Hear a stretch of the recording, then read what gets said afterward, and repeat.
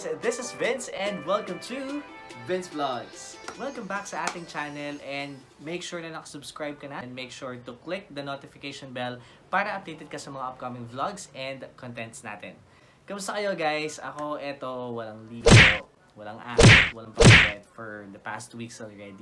Bahay-bahay lang. And this is going to be a different video or a different vlog. June is Pride Month. So, we will be discussing the development. Ano ba ang development ng LGBTQIA+ films in the Philippines. Enjoy!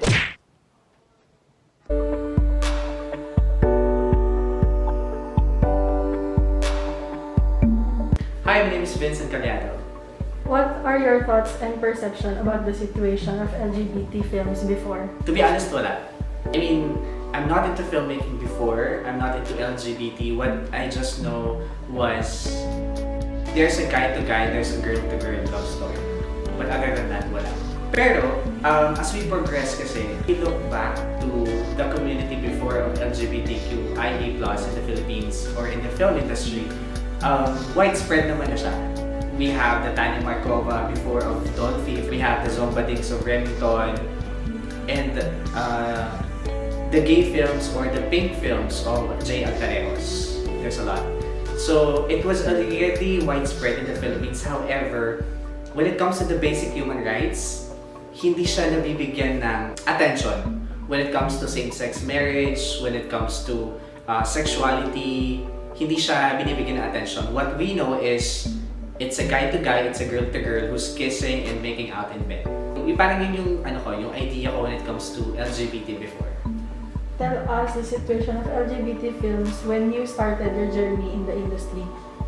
I think it's year 2013 when I started my film career in the industry. I'm not really into this theme.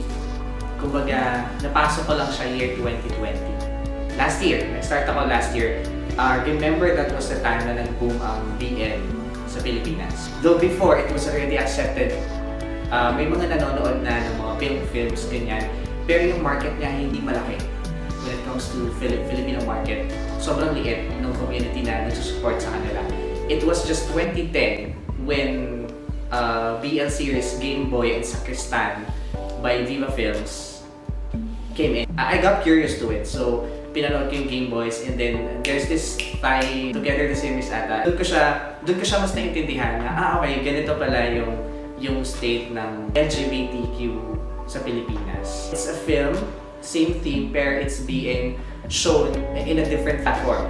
Not in the cinemas, not in the silver screen, diba? It's just on YouTube, Netflix, online. What do you think is the current situation of LGBT films nowadays? It's hard to tell na it's already accepted. Siguro to answer the question, I'll say it's accepted but not fully. Hindi siya fully accepted. Kasi when you say LGBTQIA+, it doesn't really necessary na boys love lang. We have the lesbians, we have the gays, bisexuals, we have the queer and all. So that's why it's plus, diba? So hindi lang siya boy to boy, girl to girl. As we progress, dumami yung preferences, kumbaga sa topic, nagkaroon ng subtopic. To cite an example, I mentioned earlier about the Game Boys. Game Boys is such a hit in the Philippines. It's a boy-to-boy love story. That's why it's BL, boys love. Pero, when the same company and when the same set of actors did the counterpart of it, which is the GL series, Pearl Next Door, it was not accepted fully. Diba? Yung supporters ni BL ng Game Boys, hindi niya ganun sinuportahan yung outcome nung GL. Diba? So, hindi siya fully accepted pa talaga. Siguro accepted ang gays, ang mga men-to-men relationship. It's being normalized nowadays. Pero for the girl-to-girl relationship and for the other sub relationships or sub-sexes or preferences, hindi pa siya fully accepted. Or hindi pa siya fully siguro na-discuss sa mainstream industry.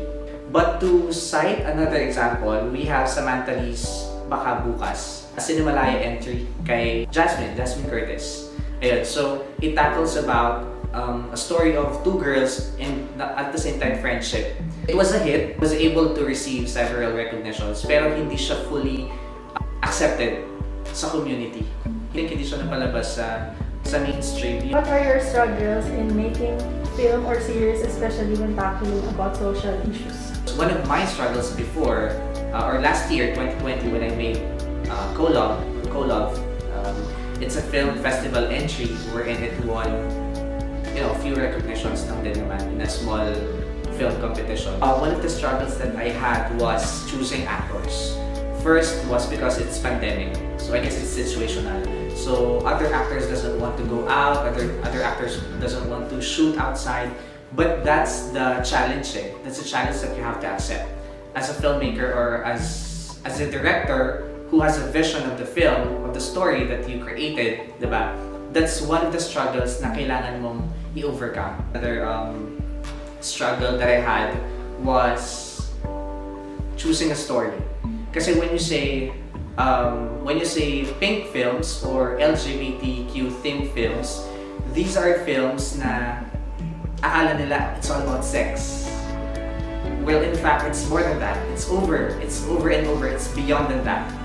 Parang one of my struggles is to show what LGBTQIA+ really is. Kasi the film itself represents the LGBTQ community. Maybe not directly, maybe indirectly, but it shows, somehow it shows or it will affect the image of the LGBTQ+ community. So I have to be really careful in the story, in the script that I did. Kasi pwede yung maging basis pwede yung maging basis ng community when it comes to LGBT.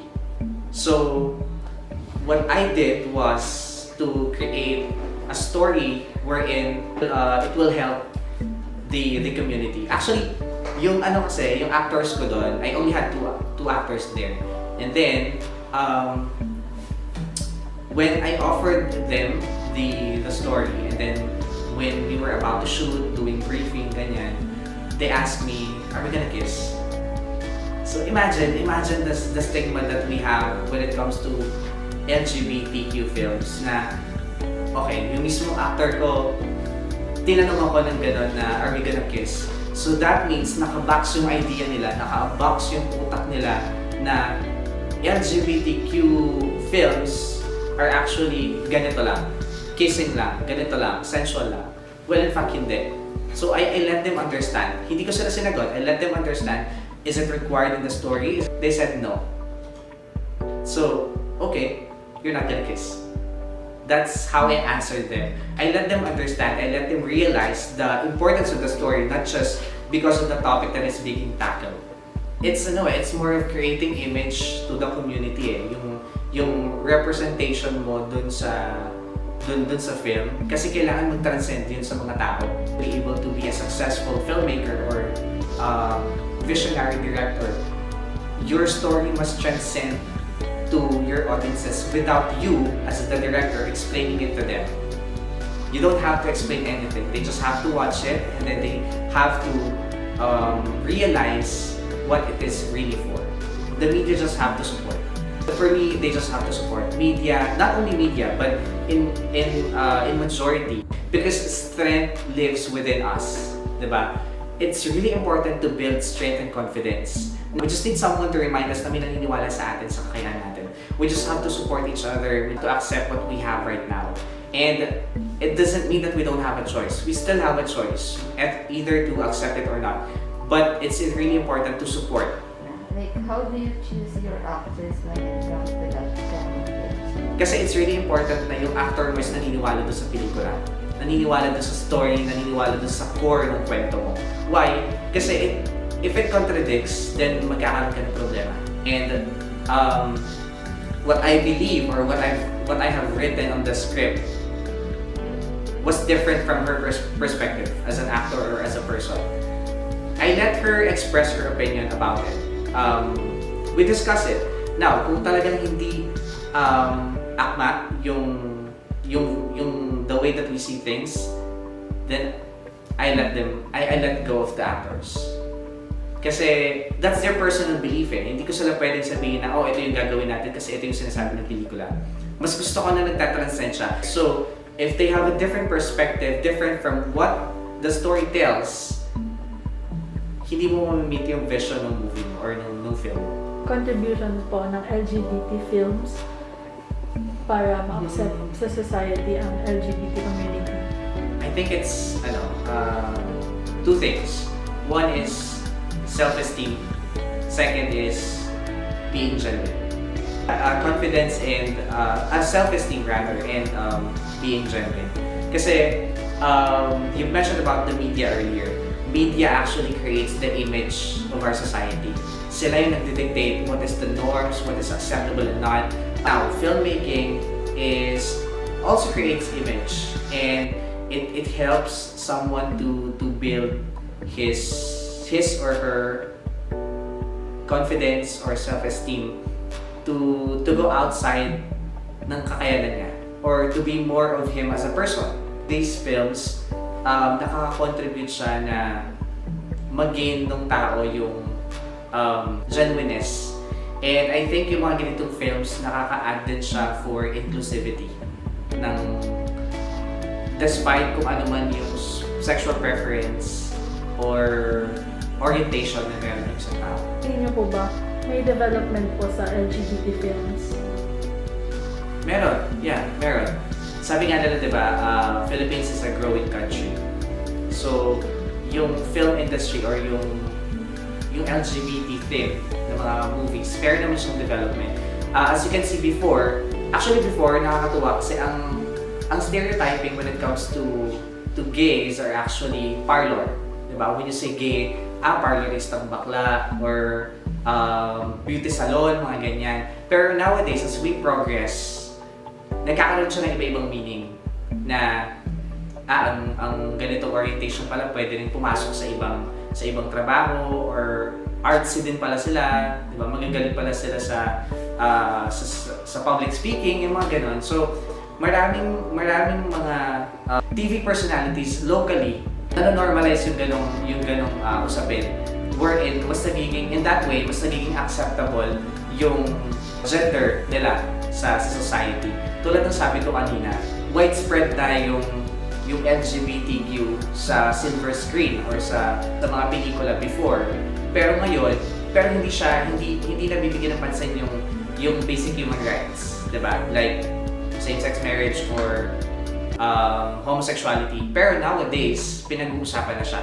Other countries, it's legal already for two guys or for two women na magpakasal. Diba? To be united together. Kasi, nanonormalize na siya. When I say development,